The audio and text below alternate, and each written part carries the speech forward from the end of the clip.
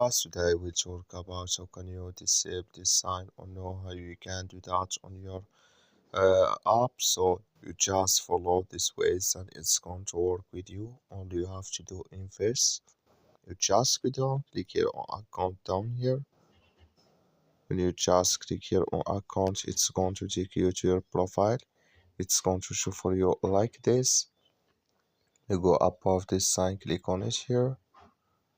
So then it's going to take you to this list. It's going to show for you like this here.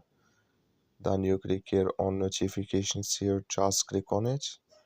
You come to next step here, it's going to show for you like this. So you come here to order updates, clicking this sign or this color. So then you click here on turn off notifications. Like you see here color, it's gone here. That's mean here order updates notifications disable with us now.